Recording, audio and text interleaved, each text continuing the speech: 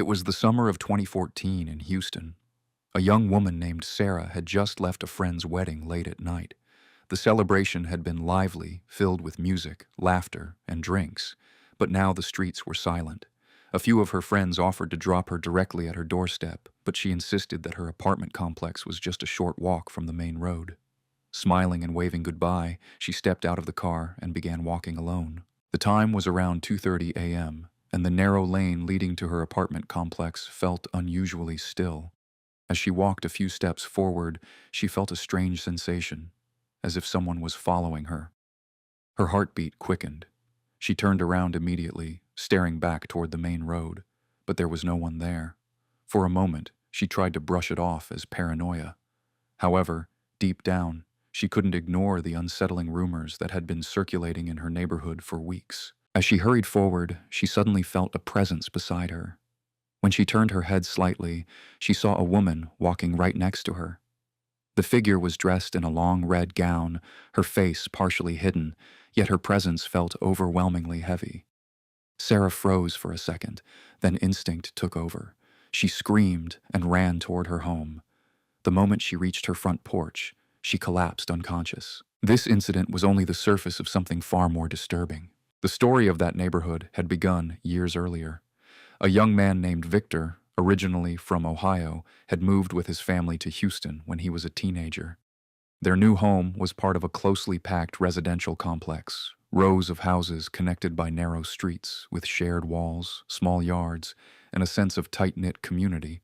Families knew each other well, often gathering for barbecues, celebrations, and late-night conversations. Victor's family lived on the ground floor of a two-story house, while the landlord stayed upstairs. Next door lived his cousin Ashley with her family. Across the street was a Hispanic family with several daughters, one of whom was married and lived nearby. At the corner of the block lived another couple who had recently moved in. At first, life there felt normal, even joyful. During hot summer nights, many of the young men in the neighborhood would sleep on their rooftops or courtyard to escape the heat. It was during one of those nights that the first strange incident occurred. Victor, his brother Daniel, and their cousin Mike were sleeping on the courtyard. Around 1:30 a.m., Daniel woke up to a faint, disturbing sound, like someone struggling to breathe. At first he thought it was just a dream, but the sound grew louder. When he sat up and looked toward Mike, he saw something horrifying. Mike's body was twitching violently, his hands clutching his throat as if someone invisible was strangling him. Panicking, Daniel woke Victor, and together they shook Mike awake. Gasping for air, Mike described that someone had been sitting on his chest, pressing down on his neck, almost suffocating him. They dismissed it as exhaustion or a nightmare, but 3 days later the same thing happened to Ashley's daughters, this time inside their home. As weeks passed, more incidents followed. People reported hearing footsteps on rooftops, seeing shadowy figures, and feeling hands touching them in the dark. One night, 2 sisters from across the street claimed they saw a man sitting near the staircase on their terrace. Moments later, they felt someone choking them, and when they screamed, they saw a figure leap unnaturally from the roof. Fear spread through the neighborhood. Slowly, people stopped sleeping outside. Victor himself experienced something far more terrifying. One night, while studying late near the front veranda, he heard the metal gate open. Assuming it was his landlord returning home, he ignored it. But minutes passed, and no one appeared. When he went to check, the gate was wide open. As he tried to close it, he felt resistance, as if someone on the other side was holding it. The next night, the same thing happened again. This time, he clearly remembered locking the gate himself earlier. As he stood frozen, staring at the open gate, he suddenly sensed movement. Out of the corner of his eye, he saw something pass by him, heading toward the bathroom area. That night, he stopped studying late altogether. The situation escalated during a festival season. One night, Victor's sister went to the bathroom and on her way back, saw a figure clinging to the wall like a spider, a man-shaped shadow staring directly at her. She screamed, and for days afterward she remained ill, unable to recover from the shock. Soon, others began seeing a woman dressed in red. A neighbor named Rachel once entered her kitchen late at night and found a woman standing silently by the counter, facing the wall. Terrified, she ran out screaming. Realizing the severity, the families called a spiritual practitioner.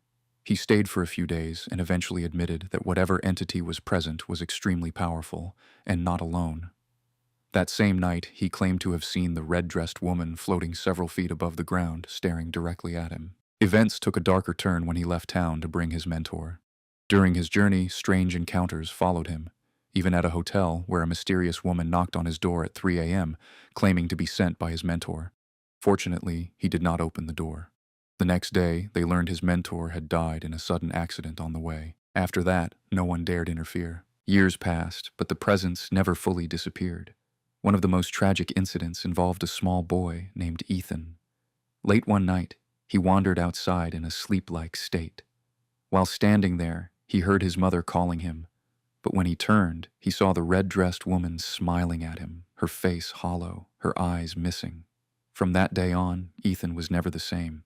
He would often mumble that he wanted to go with that lady. Then came Sarah's incident, the one that brought everything back. After she was hospitalized and returned home, she was no longer herself. She stopped talking, stopped smiling, and often whispered that her family didn't belong to her anymore, that she belonged to someone else. Within weeks, she died under mysterious circumstances. When Victor later investigated the history of the area, he uncovered a horrifying truth. Years before the neighborhood was built, the land had witnessed brutal violence during a period of civil unrest. Many innocent people had been killed there, including a young woman who had suffered unimaginable cruelty before her death. Locals believed her spirit, and others like her never left. Even today, people who pass by that neighborhood late at night claim to feel a heavy, suffocating presence. Some say they've seen a woman in red standing silently at the edge of the road, watching, and those who feel it never forget it.